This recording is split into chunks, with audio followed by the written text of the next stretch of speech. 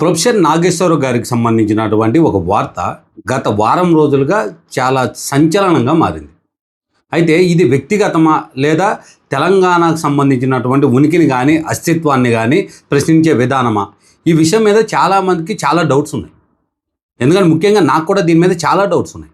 ఎందుకనంటే ప్రొఫెసర్ నాగేశ్వరరావు గారు చెప్పినటువంటి అంశం అసలు ప్రొఫెసర్ నాగేశ్వరరావు గారు ఏమన్నారు అనేది ఒకసారి మనం చెక్ చేసుకున్నట్టయితే ఆయన చెప్పిన అంశం ఏంటంటే పవన్ కళ్యాణ్ గారు నెక్స్ట్ నాదెండ్ల మనోహర్ గారు ఇద్దరు వెళ్ళి అమిత్ షాని కలిశారు.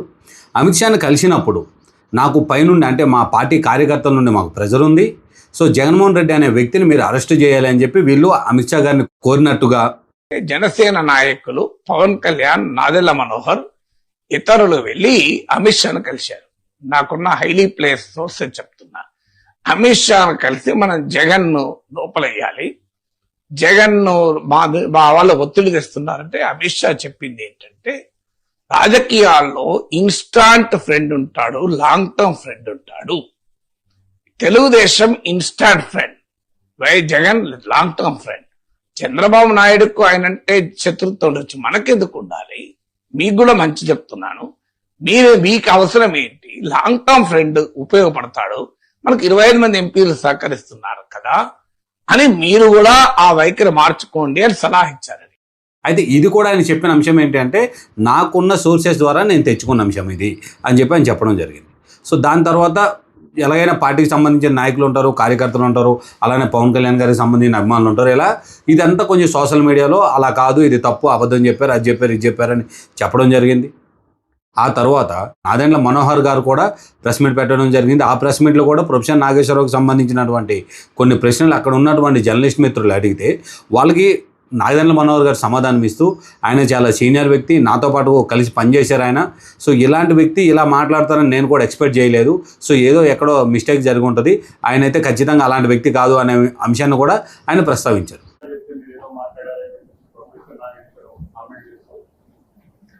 అంటే ప్రొఫెసర్ నాగేశ్వరరావు గారి పైన నాకు చాలా గౌరవం ఉందండి. అంటే నేను సభాపతిగా ఉన్నప్పుడు ఆయన శాసన మండలి సభ్యులుగా ఉన్నారు, సీనియర్ ఆయన. ఎందుకు ఆ విధంగా మాట్లాడారో మన నాకు తెలియదు, ఎవరు మాట్లాడారో కూడా తెలియదు. అది పూర్తిగా అవాస్తవం. అది దయచేసి ఆయన ఉపసంహరించుకోవాలి, అది కరెక్ట్ కదా ఇన్ఫర్మేషన్. ఎందుకంటే జనసేన పార్టీ ఎప్పుడు కూడా ఆంధ్రప్రదేశ్ రాష్ట్ర ప్రజలు బాగుండాలి, ఎన్డీఏ కూటమిలో మా బాధ్యత, కూటమి మరింత బలోపేతం అవ్వాలని పవన్ కళ్యాణ్ గారు ఎప్పుడు కూడా అహర్నిశలు కృషి చేస్తూ ఉంటారు. ఇతర పార్టీల గురించి మేము వెళ్ళి చర్చించాల్సిన అవసరం అసలు లేదు. ఆ సంభాషణ అసలు ఏనాడు కూడా జరగలేదు. అది చాలా పొరపాటు. అది నాగేశ్వరరావు డెఫినెట్గా విత్డ్రా చేసుకోవాలని నేను భావిస్తున్నాను. ఈ మాటలన్నీ చూసినటువంటి ప్రొఫెసర్ నాగేశ్వరరావు గారు నాకు ఇచ్చినటువంటి ఇన్ఫర్మేషన్ని అనుగుణంగా చెప్పాను, కానీ నేను దాన్ని ఫ్యాక్ట్ చెక్ అంటే దాన్ని నేను రీచెక్ చేసుకోలేకపోయాను. నేను అది ఎంతవరకు నిజమా అబద్ధం అనేది నేను క్రాస్ చెక్ చేసుకోలేకపోయాను అనే విషయాన్ని ఆయన ప్రస్తావించడం జరిగింది. ఇప్పుడు నాదెండ్ల మనోహర్ డిమాండ్ ఏంటి? నాగేశ్వర్ ఉపసంహరించుకోవాలి కదా, అంతేగా డిమాండ్. నేను బేషరతుగా ఎలాంటి బేషిజాలకు పోకుండా చర్చలు లేకుండా నా వ్యాఖ్యలు ఉపసంహరించుకుంటున్నాను. అయిపోయిందిగా చర్చ. ఇప్పుడు ఓపెన్ చెప్తున్నా కదా, నేను ఈ వ్యాఖ్యలు పూర్తిగా ఉపసంహరించుకుంటున్నాను. Forget whatever has been done. నాకెవరో రాంగ్ ఇన్ఫర్మేషన్ ఇస్తే నేను చెప్పాను, నేను వెరిఫై కొద్దిగా చేసుకోవాల్సి ఉండే అని అనుకొని నాదెళ్ల మనోహర్ పైన గౌరవంతో ఆయన సభాపతిగా ఉన్నప్పుడు నేను ఎమ్మెల్సీ, ఈ చర్చ డైవర్ట్ కావద్దు కనుక నేను ఉపసంహరించుకుంటున్నాను. ఈ అంశం మొత్తము ఒక ప్రముఖ ఛానల్లో జరిగిన డిబేట్లో జరిగింది. తర్వాత పవన్ కళ్యాణ్ గారు కూడా దీని మీద స్పందిస్తూ అవేవో చిన్న విషయాలంటే అవన్నీ పెద్ద పట్టించుకునే అవసరం లేదు, మనం ఆయన జైలు పెట్టడం అలాంటి అంశాలు ఏం చెయ్యట్లేదని కూడా ఆయన క్లారిటీ ఇచ్చారు. ప్రొఫెసర్ నాగేశ్వరరావు గారు కూడా ఒక మీడియాలో లేదా ఆయన ఛానల్లో మీరు చూసుకున్నట్టయితే ఆయన ఛానల్లో ఉన్న ఒక వీడియోలో ఆయన క్లియర్గా ఒక అంశాన్ని చెప్పారు. ఏంటది అని అంటే, నాకు ఎవరు ఏపీ పోలీసులు కానీ ఏపీకి సంబంధించినటువంటి ఎవరు కూడా నాకు ఫోన్ చేయలేదు, నాకు ఎటువంటి నోటీసులు ఇవ్వలేదు, పోలీసులు ఎవరో నా ఇంటి దగ్గరికి రాలేదు అనే విషయాన్ని చాలా క్లియర్గా ఆయన చెప్పడం జరిగింది. అరెస్ట్ ఇంతవరకు అయితే మీకు ఫ్యాక్ట్స్ కూడా చెప్పాలి, ఎందుకంటే ఇక్కడ మాట్లాడిన వాళ్ళు చాలా మంది బహుశా టీవీలు మిస్లీడ్ చేసిన రాంగ్ ఇన్ఫర్మేషన్తో కూడా ఉన్నట్టున్నారు. నా దగ్గరికి అరెస్ట్ చేసడానికి ఎవరైతే రాలే ఇప్పటి వరకు, రారని నేను చెప్పను, ఇప్పటి వరకు రాలేదు. హైదరాబాద్కి వచ్చారేమో తెలియదు, మా ఇంటికి రాలే. అయితే అక్కడ తెలంగాణ పోలీస్ ప్రొటెక్షన్కి వస్తే వాళ్ళ ఫోటోలు వేసి మనం మీడియాలో ఆంధ్ర పోలీస్ వచ్చిందని రాశారు. ఆ వీడియోలో ఉన్న వ్యక్తి మన టోలీచెక్ సిఐ. సో అలా కూడా వచ్చాయి వార్తలు. ఆ వార్తలు కూడా ఇట్లాంటి పత్రికల్లో వచ్చాయి. అయితే కొంతమంది జర్నలిస్ట్ ముసుగులో లేదా మా తోటి సహచర జర్నలిస్టు ఈరోజు పొలిటికల్ లీడర్ అయిపోయాడు, నేను కూడా పొలిటికల్ లీడర్ అవ్వాలి అనే ఒక ఆతృతతో ఏదో ఒక బురద జల్లాలి అనే కాన్సెప్ట్ తోటి కొంతమంది జర్నలిస్ట్ మిత్రులు చేస్తున్నటువంటి ఒక హంగామా ఏంటి అంటే, ప్రొఫెసర్ నాగేశ్వరరావు గారి విషయం అంతా సద్దుమణిగిపోయిన తరువాత కూడా ఆ విషయాన్ని మళ్ళీ తెర మీదకి తీసుకొచ్చి ఇదేదో తెలంగాణ అస్తిత్వానికి దెబ్బతినేటట్టుగా, తెలంగాణ ప్రజల్ని టార్గెట్ చేసి మాట్లాడుతున్నట్టుగా, ఏపీకి సంబంధించిన ప్రజలందరూ లేదా ఏపీకి సంబంధించిన రాజకీయ నాయకులు తెలంగాణలోనే ఉండడం వల్ల ఏదో ప్రాబ్లం జరుగుతుంది, ఏదో వీళ్ళు చేస్తున్నారు అనే అంశాన్ని చూపించే విధంగా వీళ్ళు ప్రయత్నం చేస్తున్నారు.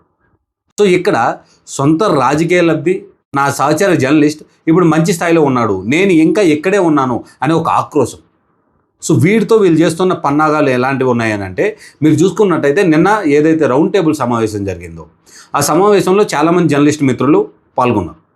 సో పాల్గొన్న ప్రతి ఒక్కరు కూడా ఒక అంశాన్ని ఎలా వక్రీకరించాలి లేదా ఎలాగ పర్సనలైజ్గా టార్గెట్ చేయాలనే అంశాన్ని వాళ్ళు ప్రస్తావించారు తప్ప అసలు ఫ్యాక్ట్ ఏంటి, అసలు ఇంతకీ ఈ విషయం ఏంటి, అందులో ఆ సభ ఏదైతే వీళ్ళు రౌండ్ టేబుల్ సమావేశం ఏర్పాటు చేసుకున్నారో ఆ సమావేశం ముగుస్తుంది అన్న తరుణంలో ప్రొఫెసర్ నాగేశ్వరరావు గారు కూడా దానికి ఎంటర్ అవ్వడం జరిగింది. ఆయన కూడా మాట్లాడుతూ అప్పుడు కూడా అందరికీ క్లారిటీ ఇచ్చారు. ఏంటా క్లారిటీ అంటే, ఖచ్చితంగా నాకు ఏపీ పోలీసులు ఎవరు నాకు నోటీస్ చేయడం కానీ లేదా కాల్ చేయడం కానీ ఎలాంటి పని చేయలేదు. నా ఇంటి దగ్గరకు వచ్చిన తెలంగాణ పోలీసుల్ని ఆంధ్ర పోలీసులుగా చిత్రీకరిస్తూ సోషల్ మీడియాలో ప్రచారం చేస్తున్నారు, అంతే తప్ప ఆంధ్ర పోలీసులు ఎవరు నా ఇంటి దగ్గర కూడా రాలేదు అనే విషయాన్ని ఆయన చెప్పారు. అయితే అక్కడ తెలంగాణ పోలీస్ ప్రొటెక్షన్కి వస్తే వాళ్ళ ఫోటోలు వేసి మనం మీడియాలో ఆంధ్ర పోలీస్ వచ్చిందని రాశారు. ఆ వీడియోలో ఉన్న వ్యక్తి మన టోలీచెక్ సిఐ. సో అలా కూడా వచ్చాయి వార్తలు. ఆ వార్తలు కూడా ఇట్లాంటి పత్రికల్లో వచ్చాయి. అయినా సరే ఈ విషయాన్ని ఏదో లబ్ధి పొందాలి లేదా ఏదో విధంగా దీన్ని సెంట్రలైజ్ చేయాలి. ఎందుకంటే గతంలో కూడా మనం చూసుకున్నాం, పవన్ కళ్యాణ్ని టార్గెట్ చేస్తూ మాట్లాడిన వ్యక్తులు ఫేమస్ అవ్వడం, సో వాళ్ళకి తర్వాత ఫ్యూచర్లో మంచి మంచి అవకాశాలు రావడం, ఇలాంటి అంశాలు చాలా జరిగాయి. సో ఇప్పుడు కూడా కొంతమంది ఏదైతే జర్నలిస్ట్ ముసుగుల్లోనో లేదా మేధావులు అనే ముసుగులోనో ఉన్నారో వీళ్ళందరూ కూడా ఇప్పుడు చేస్తున్న పరిస్థితులు కూడా అలానే కనిపిస్తూ ఉన్నాయి. ఎందుకంటే నాగేశ్వరరావు గారు మాట్లాడినటువంటి మాటలు అటు పవన్ కళ్యాణ్కి సంబంధించినటువంటి కొంతమంది ఎవరో ఒక ఇద్దరు అభిమానులు ఎక్కడో కాకినాడలో ఎక్కడో కేసు పెట్టారంట. సో ఆ కేసును కూడా వెనక్కి తీసుకోమని చెప్తానని పవన్ కళ్యాణ్ గారు చెప్పారు. సో అలాంటి విషయాలన్నీ వదిలిపెట్టి పవన్ కళ్యాణ్ గారు దాన్ని పట్టించుకోవట్లేదు, నాగేశ్వరరావు గారు కూడా ఈ విషయం క్లోజ్ అయిపోయింది ఇక్కడితో అని చెప్పడం కూడా జరిగింది. అయినా సరే వీళ్ళు స్వలాభాల కోసము దాన్ని బయటికి తీసుకొచ్చి ఏదో చేయాలి అనే అంశంగా వీళ్ళు తీసుకెళ్తున్నారు. నిజంగా తెలంగాణ అస్తిత్వానికి దెబ్బతినేటట్టుగా బీఆర్ఎస్కి సంబంధించినటువంటి ఎమ్మెల్యే మాట్లాడిన మాటలు ఈ జర్నలిస్టులకు ఎవరికి కనిపించట్లేదా? రైళ్లు తగలబెట్టండి, రైళ్లను నరికేసేయండి, ముక్కలు ముక్కలు చేసేసేయండి, లేదా మనమందరం వెళ్ళి అవి తగలబెట్టేద్దాం. మిలిటెంట్ యాక్టివిటీ చేయాలి. పెట్టూరి మందవారి డివిజన్లో ప్రోగ్రామ్ పెట్టూరి పోయి మొత్తం జీఎం కానీ ఆఫీస్ కాల పెడదాం, పోతే 1 నెల రోజులు జైలుకు. మిలిటెంట్ యాక్టివిటీ ప్లాన్ చేయడం. మన ఏరియాలో అన్ని రైల్వే లైన్లు ఉన్నాయి. కోసిపారే రోజు ఓ ప్రోగ్రామ్ పెట్టి రైలు రోకాన్ని పెట్టి రైలు కోసిపారే, జైలుకు పోతే ఒక కేసు అయితే మంచిగా మెడల్ వచ్చినట్టు గోల్డ్ మెడల్ వచ్చినట్టు ఫీల్ కావాలి తప్ప భయపడద్దు. కాబట్టి నేను అవసరమైతే రోజు ఇక్కడ సింగరేణి భవన్ రండి కాలబెట్టూరి మొత్తం అంగడి చేసిపారే ఏముంది. సో ఇలాంటి అంశాల గురించి వీళ్ళు ఎప్పుడైనా రౌండ్ టేబుల్ సమావేశం పెట్టారా? బీఆర్ఎస్ కార్యకర్తల్ని ఒక ఆక్రోశం నింపేలాగా లేదా వాళ్ళని ఉద్యమం కోసం రెడీ చేయాలి లేదా వీళ్ళు ఏదో ఒకటి బూస్టింగ్ చేయాలి అనే ధోరణిలోన ఒక ఎమ్మెల్యే మాట్లాడినటువంటి మాటలు ఎలా ఉన్నాయంటే మీరు కూడా చూస్తుంటారు కదా. ఆ పార్టీ కూడా వాళ్ళ పార్టీ అఫీషియల్లో ఉన్నటువంటి ఆ వీడియోని డిలీట్ చేసింది. అంటే ఆ మాటలు ఆయన మాట్లాడినటువంటి మాటలు ఆ పార్టీ కూడా ఏకీభవించట్లేదు. సో అలాంటి ఎమ్మెల్యే అలాంటి మాటలు మాట్లాడినప్పుడు దీని మీద ఎందుకు ఈ జర్నలిస్ట్ మిత్రులు మాట్లాడట్లేదు? ఇది తెలంగాణకు సంబంధించినటువంటి అస్తిత్వానికో లేదా తెలంగాణకి రానున్న రోజుల్లో మనుగడికి ఇబ్బంది జరిగే విషయమే కదా. కానీ ఎందుకు దీని మీద మాట్లాడట్లేదు? లేదా వర్షాలు పడి ఒడ్లన్నీ తడిచిపోతున్నాయి. సో ఒడ్లకు సంబంధించిన ఇష్యూ మీద ఎందుకు ఈ రౌండ్ టేబుల్ సమావేశాలు పెట్టట్లేదు? తెలంగాణ ప్రభుత్వాన్ని ప్రశ్నించండి కదా. నాగేశ్వరరావు గారి విషయంలో జరిగినటువంటి రౌండ్ టేబుల్ సమావేశం అయితే ఎటువంటి ఉపయోగం లేకుండానే జరిగింది. ఏదో స్వలాభాల కోసం లేదా మేము ఉన్నామని చెప్పుకోవడం కోసం తప్పితే అసలు రౌండ్ టేబుల్ సమావేశం దాంట్లో ఏర్పాటు చేసినంత ఏముంది? నాగేశ్వరరావు గారు కూడా ఆ విషయాన్ని వదిలేశాను, నేను చేసిన వ్యాఖ్యలు వెనక్కి తీసుకుంటున్నానని చెప్పి కూడా సుమారుగా 3-4 రోజులు అవుతుంది. నిన్న రౌండ్ టేబుల్ సమావేశం ఏర్పాటు చేయాల్సినంత అవసరం ఏమొచ్చింది? సో ఒకరి మీద ఒకరు బురద చల్లుకోవడం లేదా ఆంధ్రాకు సంబంధించిన రాజకీయ నాయకులు తెలంగాణలో ఎందుకు ఉంటున్నారని ప్రశ్నిస్తున్న తోటి మిత్రులకి నేను ఒక విషయం అడగదలుచుకుంటాను. గుజరాత్లో పుట్టినటువంటి నరేంద్ర మోడీ ఢిల్లీలో ఉంటూ దేశ ప్రధానిగా ఉంటూ దేశాన్ని మొత్తం తిరుగుతున్నారు. ఆయన గుజరాత్కి అంకితం చేద్దామా, లేదా దేశ ప్రధానిగా స్వాగతిద్దామా? ఎక్కడో తమిళనాడులో పుట్టినటువంటి ఒక వ్యక్తి వెళ్ళి ఒక మినిస్టర్గా, కేంద్రానికి ఒక మినిస్టర్గా పనిచేస్తున్న వ్యక్తిని మరి కేంద్రంలో ఉంచుదామా, తమిళనాడుకి అంకితం చేద్దామా? ఇక్కడ రాజకీయ నాయకులు ఎక్కడ ఉండడం వల్ల ప్రాబ్లం ఏమొచ్చింది? ఇప్పుడు కేసీఆర్ గారు తెలంగాణలో పార్టీ పెట్టారు. పార్టీ పెట్టిన అనంతరం రాష్ట్రం మొత్తం ఉండాలి అని అనుకున్నటువంటి టీఆర్ఎస్ పార్టీ బీఆర్ఎస్ పార్టీగా మార్చి దేశం మొత్తం ఉండాలని చెప్పి అనుకున్నారు కదా. అంటే దేశంలో ఇతర చోట్లకి వెళ్ళి ప్రచారాలు చేశారు. మహారాష్ట్రకి వెళ్ళినప్పుడు ఎంత క్యాన్వాయ్తో వెళ్ళారు. సో అంటే కేసీఆర్ని ఇక్కడే కూర్చోబెడదాం అనుకుంటున్నారా? వేరే రాష్ట్రాలకు వెళ్ళి ఆలోచన వద్దంటున్నారా? ఏం చెప్పదలుచుకుంటున్నారు? సో తెలంగాణలో ఆంధ్రప్రదేశ్కి సంబంధించినటువంటి రాజకీయ నాయకులు తెలంగాణలో ఉండడం వల్ల సమస్య ఏంటి? లేదా ఆంధ్ర ప్రజలు తెలంగాణలో ఉండడం వల్ల సమస్య ఏంటి? దేశంలో భారతీయులు అనేటోళ్ళు భారతదేశంలో ఎక్కడైనా బతకడానికి హక్కు ఉంది. ఎక్కడైనా ఎవరైనా బతకొచ్చు. సో ఎవరు బిజినెస్లో అయినా పెట్టుకోవచ్చు, లేదా ఎంప్లాయీగా ఉండొచ్చు, లేదా ఊడిగం చేయొచ్చు, ఏదైనా కావచ్చు. ఏది చేసినప్పటికీ ఎవరు ఎక్కడ బతకనీకైనా హక్కు ఉంటుంది. కానీ ఈ జర్నలిస్ట్ మిత్రులు ఎవరైతే ఉన్నారో, నా తోటి సహచర మిత్రులు, వీళ్ళకి ఎందుకు ఈ విషయం అర్థం కావట్లేదు? పర్టికులర్గా నాగేశ్వరరావు గారికి సంబంధించినటువంటి విషయాన్ని సెంట్రలైజ్ చేసి ఎందుకు దీన్ని పెద్దగా చూపించాలనే ప్రయత్నం చేస్తున్నారు? సులభం అనిపించట్లేదా మీకు? ఇంకో మిత్రుడు ఆ సమావేశం, రౌండ్ టేబుల్ సమావేశం అయిన తర్వాత మళ్ళీ మీడియాతో మాట్లాడడం జరిగింది. మీడియాతో మాట్లాడినప్పుడు కూడా ఆయన ఒక విషయాన్ని ప్రస్తావించారు. ఏంటది అంటే, తెలంగాణ రాష్ట్రంలో మరో కొత్త పార్టీకి అవకాశం ఉందంట. ఇక్కడ చూసుకున్నట్టయితే తీన్మార్ మల్లన్న గారు లాంటి వాళ్ళు ఆయన కొత్త పార్టీ పెట్టుకున్నారు. ఆయన ఎమ్మెల్సీగా ఒకసారి పోటీ చేశారు, ఓడిపోయారు. మరోసారి పోటీ చేసి గెలిచారు. గెలిచిన అనంతరం ఆయన కొత్త పార్టీని పెట్టుకున్నారు. అలానే మరో జర్నలిస్ట్ వ్యక్తి కూడా ప్రస్తుతం కవిత గారికి సంబంధించినటువంటి టీఆర్ఎస్ పార్టీలో జాయిన్ అయి ఉన్నారు. సో మీకు కూడా అలా కావాలనుకున్నప్పుడు మీరు పార్టీ పెట్టుకోండి కదా. దాన్ని వదిలేసి పెద్ద మనుషులైనటువంటి జర్నలిస్టులతో, పాశం యాదగిరి గారితో మాట్లాడిస్తున్న మాటలవి. అంత పెద్ద సీనియర్ జర్నలిస్టు ఆయన ఎలాంటి మాటలు మాట్లాడాల్సి వచ్చింది ఈ రౌండ్ టేబుల్ సమావేశంలో ఏర్పడడం వల్ల? సినిమా ఇండస్ట్రీని ద్వేషిస్తున్నారు, సినిమా ఇండస్ట్రీలో పనిచేస్తున్న వ్యక్తుల్ని ద్వేషిస్తున్నారు. వాళ్ళకి చదువు రాదంటారు, వాళ్ళు మానవ మర్యాద వదిలేశారంటారు. పెద్ద సీనియర్ జర్నలిస్టులు కూడా యాదగిరి గారు లాంటి వాళ్ళు మాట్లాడాల్సిన మాటలు అవి. ఫిలిం ఇండస్ట్రీ హైదరాబాద్లో ఉండాలి, హైదరాబాద్ని దేశానికి ఒక ఫిల్మ్ హబ్గా తయారు చేయాలి అని చెప్పి రాజకీయ నాయకులు మాట్లాడుతున్నారు. రేవంత్ రెడ్డి గారు కూడా ఈ విషయాన్ని ప్రస్తావించారు కదా. అలాంటప్పుడు అలాంటి ఫిలిం ఇండస్ట్రీలో పనిచేస్తున్న వ్యక్తుల గురించి ఇలాంటి సీనియర్ జర్నలిస్టులు మాట్లాడుతున్న మాటలేనా అవి? ఒక్కసారి అందరూ ఆలోచన చేయాలి. ఎందుకంటే ప్రొఫెసర్ గారు చేసినటువంటి వ్యాఖ్యల వల్ల ప్రొఫెసర్ గారికి కానీ, లేదా ప్రొఫెసర్ గారికి సంబంధించిన ఫ్యామిలీకి కానీ ఎటువంటి ప్రాబ్లం ఎక్కడ జరగట్లేదు. జరగనప్పుడు దాన్ని భూతద్దంలో పెట్టి జనాల మీద రుద్దే ప్రయత్నం ఎందుకు చేస్తున్నారు?